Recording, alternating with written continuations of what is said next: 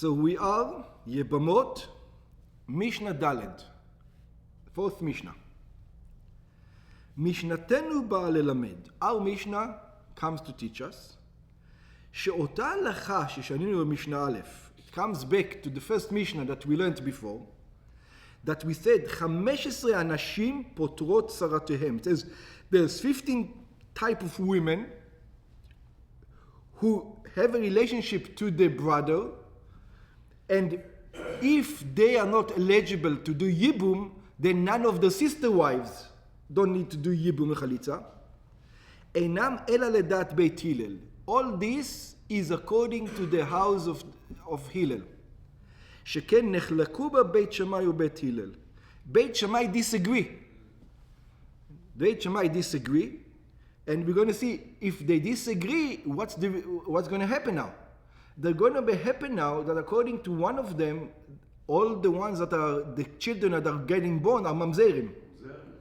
Yeah. So how do So how do they deal with it? So how do they deal with it halachically now? Yeah, but this is before the halacha was Bet Hillel, Bet Shammai, Bet Hillel. So what did they do with? How did they deal with it at that time in the Jewish nation?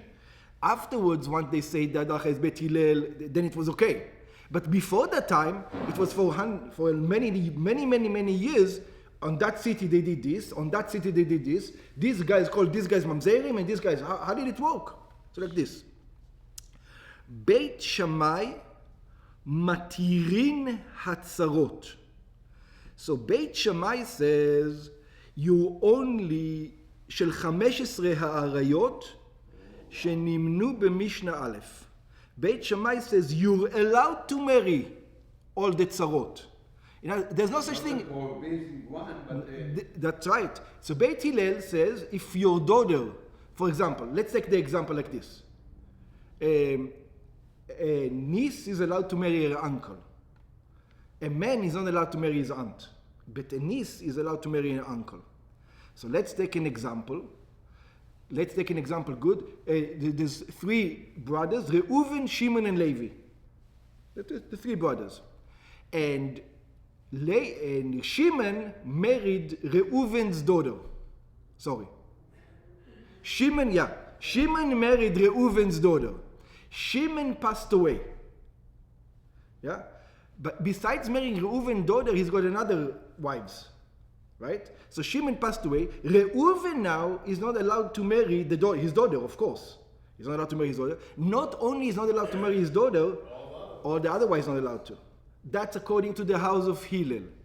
Shammai says Reuven is not allowed to marry his daughter, but he is allowed to marry the rest of them.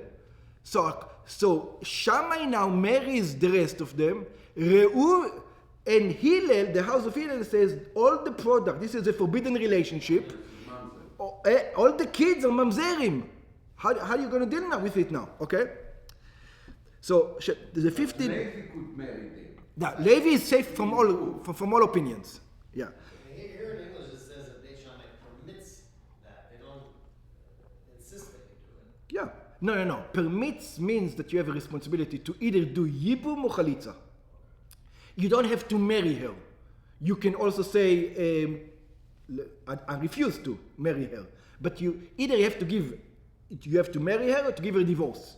Divorce is chalitza. In other words, you married. The law says that you married. To what an extent does the law says that you married? She cannot go out to the market. She cannot go to marry somebody else. Because if she tries to go to date somebody else, what are you talking about? You married already. She says, I'm not married. She says, you considered married until you either get a divorce. I want to see what the divorce is. The divorce is the chalitza. In other words, according to Jewish law, she's married. Yeah? So that's a problematic. לאחים. להתייבם לאחים, אף על פי שהעריות עצמם אסורות להם, even though that his daughter, like in our example, is prohibited to him, שבית שמאי, but the other wives are permitted to him. שבית שמאי חולקים על מה ששינו משנה א'. The house of Shammai disagree with everything we said on משנה א'.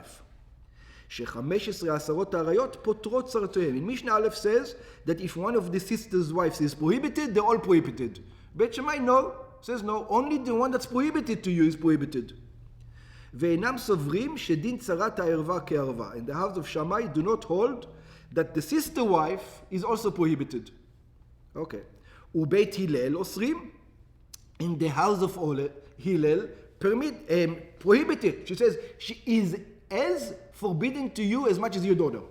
That's what the house of Hillel says. את הצרות של 15 העריות להתייבם לאחים. Even the sister wives are completely prohibited. כמו ששנינו במשנה א', like we learned in the first Mishnah.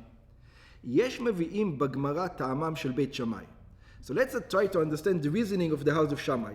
שנאמר, because it says, לא תהיה אשת המת החוצה לאיש זר. So it says, the Torah, when it comes to Yibum, it says, when one of the brothers dies, the wife of the dead person should not go to a foreign man, somebody outside of the family. החוצה, היינו החיצונה, שאיננה קרובה לליבם. Which means the one that's outside. When it says החוצה, means not the daughter, but the one they don't care about. That shouldn't go. וכיוון שכתוב החוצה, and since it says החוצה to the outside, מכלל שיש פנימית. From here we learn that there's an inside. שיש עמה עוד אישה הקרובה ליבם. That there's another woman that is closer to the יבם. ואמרה התורה, and the Torah says, לא תהיה לאיש זר. She should not marry somebody foreign, which means somebody from another family. מכאן שצרת הערווה מתייבמת.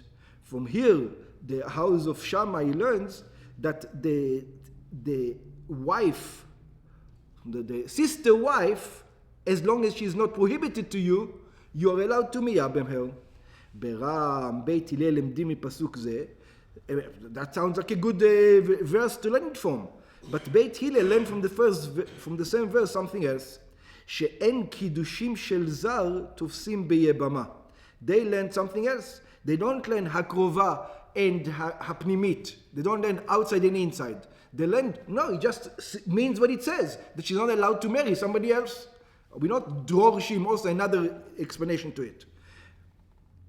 ויש אומרים בגמרא, טעם אחר לדעת בית שמאי. There's another opinion where they're learning it from. Okay.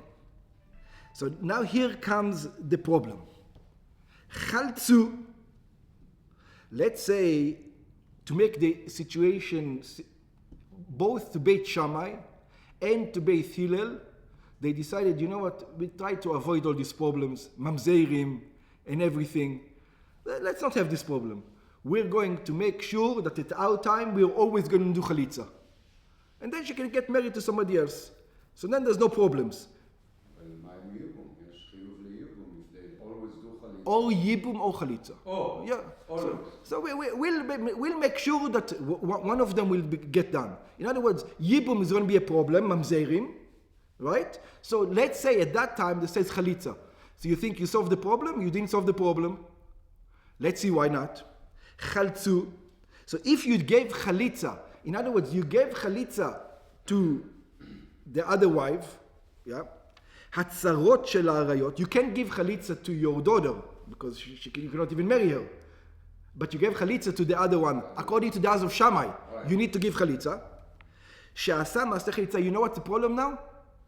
According to the house of Shammai now, she's a divorcee, which means she's not allowed to marry a Kohen. According to the house of Hillel, you don't need to give a chalitza. Chalitza doesn't do anything. You don't need to give a chalitza. Chalitza doesn't, so she's not a divorcee. If she's not a divorcee, she's allowed to marry a Kohen. If she marries a Kohen, again, you have a problem now. A widow can marry a Kohen? A widow is allowed to marry a Kohen, but a divorcee is not allowed to marry a Kohen. Now the Kohen is pursued. So okay, you didn't solve any problems? It's only a problem for the Kohen. Problem is with her. Yeah. So the problem is Beit Shammai poslim minam kuna. Beit Hillel tells Beit Shammai, even if you just do chalitza, we're still going to have problems. We can't solve this problem. You say, okay, let's solve this problem this way. It won't work because we're going to have the same problem in another generation. You didn't solve the problem. But she has to be considered as almana. Almana is allowed to marry a Kohen. A grusha is not allowed to marry a Kohen. Beit Shammai made her a grusha. Yeah, and Beit Hillel says she's not a grusha. Beit Hillel permits her to marry a Kohen. So let's say there's a Kohen from the house of Hillel. He's marrying her. Beit Shammai says we don't accept the kids. The kids cannot walk in the temple. You're going to have a problem no matter how you're going to set the situation. So let's see what did they do. Beit Shammai poslim in a kahuna. The house of Shammai says now she's not kosher for kahuna. Poslim et hatzarot milinasa lekohen. Beit Shammai, by the act of giving chalitza, they make her not be able to marry a kohen. שהרי לדעתם זקוקות היו הצעות לחליצה זו. Because according to them, without this chalitza, she's married, according to Beit Shammai. And this is a divorce. וחליצתן חליצתה גמורה היא. And it's not from the rabbis, it says you need to give chalitza. וההלכה היא שחלוצה אסורה לכהן כגרושה. And the law is that if you give a chalitza, it's just like a get. It's like a divorcee. ובית הלל מכשירים, and the house of Hillel says, of course she's allowed to marry a Kohen. She was never married. She was never divorced. Her husband died. And chalitza, she doesn't need chalitza, because she's together with his sister wife. Just like, yeah. מתירים אותה להינשא לכהן, אף על פי שחלצו.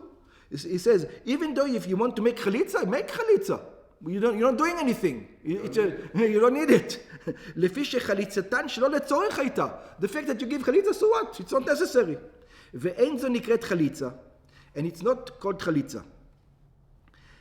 So what happened? Now comes another problem.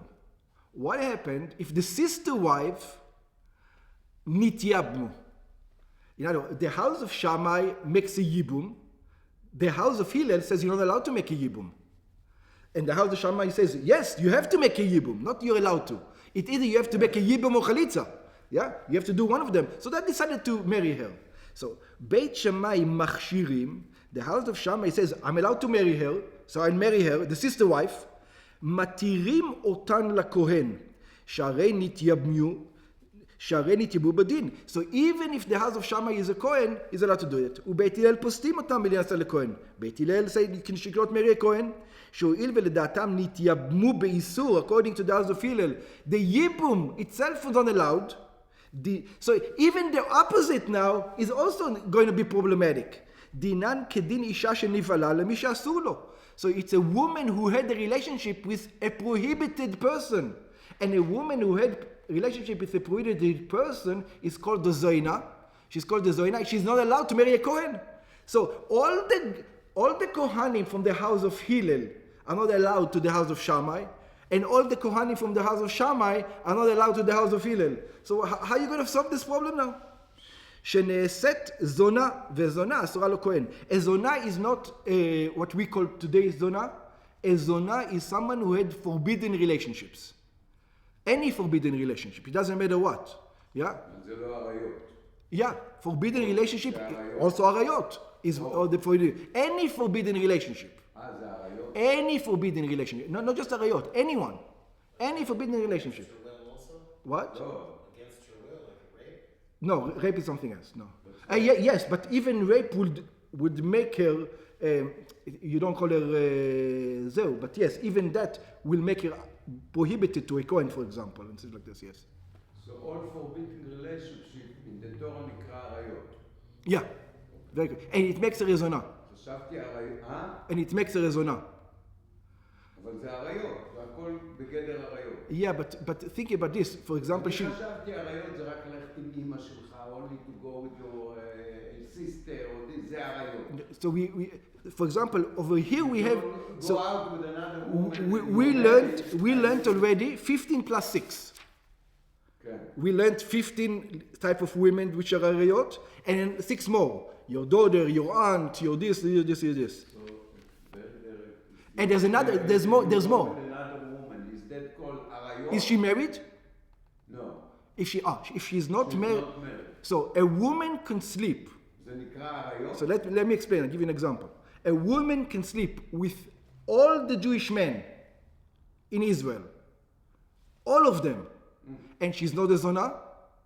She's what? She's not a zona. because she's single. And they come over and they pay her money, and she sleeps with them. That she doesn't have the Torah definition of what a zona is. She is not prohibited to them. Since they're allowed to marry her, if they, according to the Torah, they're allowed to marry her, right? So they didn't marry her. But so if she sleeps with them, it's not a zona. She's not a zona. The minute הוא בועל אותה, she's married. No, it's only if you boel lekiddushin, if you boel for the sake of marriage. It's only if you have in mind, it needs machshava. זה פה בעילה להנאה? Yeah. זה מותר. No. Of course it's not allowed. It's not making a zona. It's not allowed. But this is called arayot? No, it's not called arayot. But here, I'm in the middle of explaining it. But, so she can sleep with all the Jewish men in the nation. Yeah. And she's not a zona. And she can sleep with one goy and she becomes a zona. Because sleeping, so let me explain. Sleeping with somebody who's prohibited to you makes you a zona. So it's just the act of sleeping with somebody that you're not allowed to. That's what anybody. Why the Torah permit her to go with all the Jewish men? It does. It's okay. I don't understand. No. So listen again. The Torah doesn't permit her. The Torah doesn't permit her. She's not allowed to. She's not allowed to. If she did, she's not a zona. What is she? She's a harlot. You're using modern words for halacha. Torah, what is she? She's a loose woman. But she doesn't have this. A zona is a status. A zona means she was with somebody who she was not allowed to according to Torah. But she's not allowed. She is allowed. He's allowed to marry her. All these men and she's allowed to do it. I don't understand. Here, I'll give you an example. Is he allowed to marry her? Any man, any Jewish man, is he allowed to marry her? Okay, let's say he's not married, Yeah. So if he's allowed to marry her, that type of relationship is permitted. If he's allowed to marry her, it's not a forbidden relationship. I'm not saying that she should do it, or he should do it, but it doesn't give the status of a forbidden relationship. You're not allowed, a person is not allowed to sleep with his mother, with his sister. If he sleeps with his sister, that's a prohibited relationship. Right? But I have a problem when you say when a guy sleeps with a woman like this, it's not forbidden relationship. It's not. It's not? How come? When I say forbidden relationships, Arya, I don't mean that you're allowed to do it. I mean the Torah did not say you're not allowed to marry her. The Torah permits you to marry her. The Torah does not allow. The Torah does not allow you or her to do it, or it should permit. That's what I'm trying to. If the Torah allows you to marry her, yes, you can do it in a kosher way. You're allowed to marry her in a kosher way. But they don't marry her, all these men. That's their problem. They're doing something wrong, but that doesn't make it a zona because it's not forbidden relationship. So it's more on the men that doing it. It's also on her. She doesn't become a zona from the relationship. I think Arya says that she becomes something else. What does she become? I'll give you the difference. Let's explain this. If this kind of woman, let's say this woman, slept with the entire Jewish nation men, she's allowed to marry a Kohen. Because she was a zona. But if she one time slept with a non-Jew or with her brother, let's take it again. She one time slept with her brother, now she's not allowed to marry a Kohen because she's a zona. Think about it this way. It's not the amount of. As long as a Jewish woman and she's not married, and she goes with guys, it's permitted. No, don't say it's permitted. She says she can do it. I didn't say she can do it. No, she just doesn't change her status. She doesn't. She remains. She's allowed to a Kohen. I didn't say she's allowed. She's doing something good. But she's not making herself prohibited to a Kohen. Yeah. So you can have a woman that, like I said, sleeping with the entire Jewish nation and allowed to remarry a Kohen. And this, slept with her brother, slept with her father, slept with a non-Jew. That's it. The moment she slept, that's the process of making someone a zona. Okay? So the zona asura. Not that. It's not like we tell her go sleep with the entire Jewish people. No, even if you did, you still can marry a Kohen, because a zona is not what we say a zona. A zona is a status. Okay. So here comes the problem. So think about what happened before they took the vote, the house of Shammai and the house of Hillel. There's many people on the house of Shammai that the house of Hillel looked at their children, and the opposite. There are many people from the house of Hillel. So what happened? Did we find? So it looks like maybe we'll go back in history. We're going to find that people from the house of Shammai did not marry people from the house of Hillel, because that's what they hold. So let's see. אף על פי שאלו אוסרים ואלו מתירים, even though that these guys prohibited and these guys permitted, and by the way, at that time that was the halacha. If you lived in a town of Shammai, you will do Shammai, and if you lived in a town of Hillel, you will do Hillel.